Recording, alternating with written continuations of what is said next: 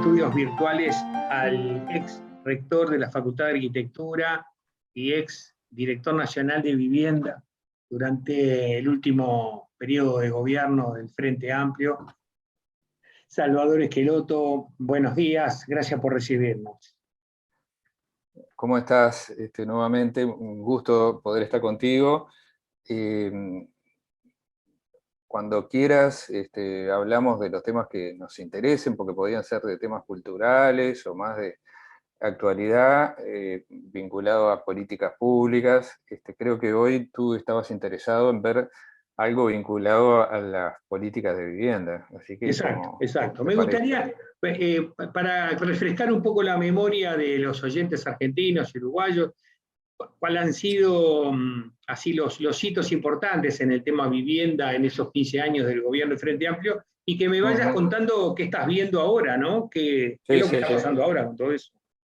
Bueno, mirá, vamos a hacer una repasada porque es muy largo, ¿no? Incluso yo sobre estos temas tengo la fortuna de que me han invitado a dar cursos y algunas charlas en algunas facultades de arquitectura de Argentina.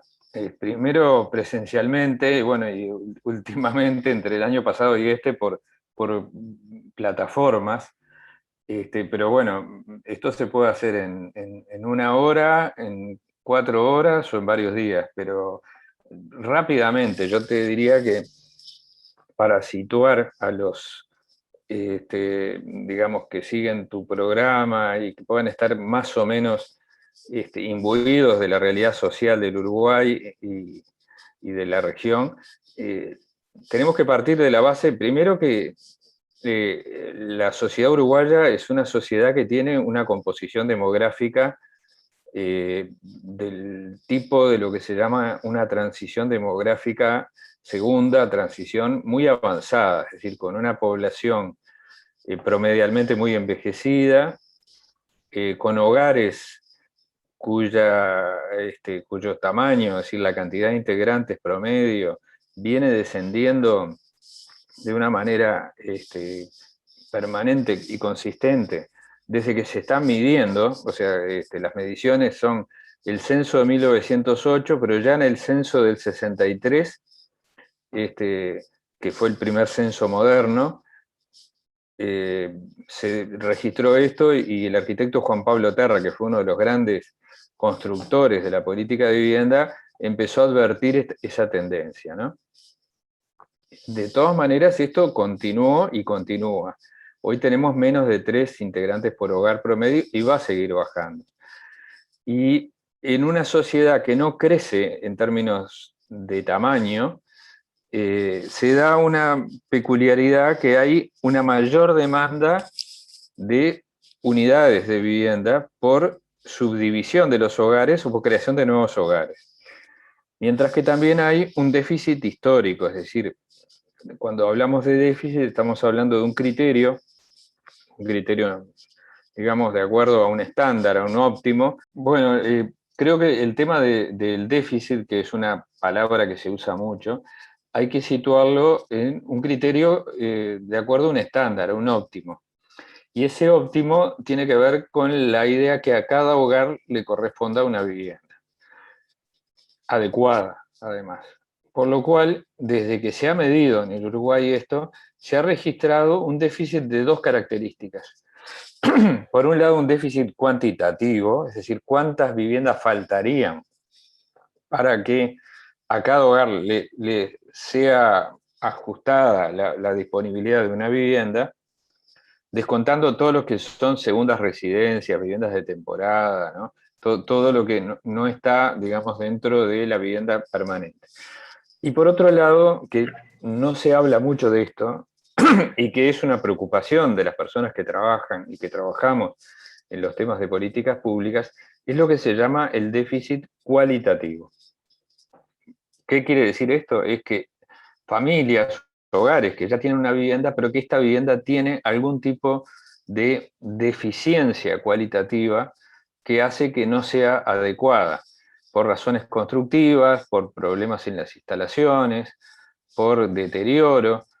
porque requiere una ampliación o una mejora. Entonces, ese déficit también hay que gestionarlo y es mucho más importante que el cuantitativo. Para que tengas una idea, la última vez que se hizo una medición tuvo que ver con el último censo que tenemos, que es el censo de 2011, y se estimó el déficit cuantitativo, es decir, cuántas viviendas nuevas habría que generar para que cada familia dispusiera de una, en unas 50.000, y el déficit cualitativo, es decir, viviendas que hay que arreglar, que hay que complementar, que hay que refaccionar, de unas 150.000. Estamos hablando entonces de que el déficit cuantitativo es del orden del 5% de la cantidad de hogares del país y el cualitativo del orden del 15%. Estoy redondeando los números, ¿no? Pero estamos en ese orden. Por supuesto que desde el 2011 ya pasaron 10 años y es de esperar que se hayan dado dos tipos de cambios. Por un lado, como se incorporó mucha vivienda nueva, que el déficit cuantitativo haya reducido en algo, no podemos estimarlo, y por otro, también como el deterioro del parque de habitabilidad, digamos, de viviendas existentes, probablemente se haya continuado, es probable que el déficit cualitativo se haya mantenido o quizás haya avanzado un poco, pero tampoco tenemos indicadores actuales porque las encuestas continuas de hogares que se hacen todos los años no tenemos elementos para evaluar. Sí estaba previsto en la planificación del INE que el año 2021, este año, se iba a hacer un nuevo censo, que el ideal es que se haga cada 10 años. Obviamente por razones sanitarias esto no es posible, quizás se haga en el 2022 o aún más adelante, ¿no? O sea que recién ahí tendremos datos como para saber cómo ha evolucionado esto. Y también tenemos alguna presunción, pero no podemos decirlo con total certeza, de que la situación de la precariedad habitacional, que se había venido reduciendo durante los gobiernos del Frente en una proporción importante, aunque no suficiente, es probable que haya aumentado. Estamos hablando de las viviendas precarias, de los asentamientos, por razones socioeconómicas. Pero bueno, también esto será verificado en el momento que podamos tener buena información. Entonces, esta es la plataforma.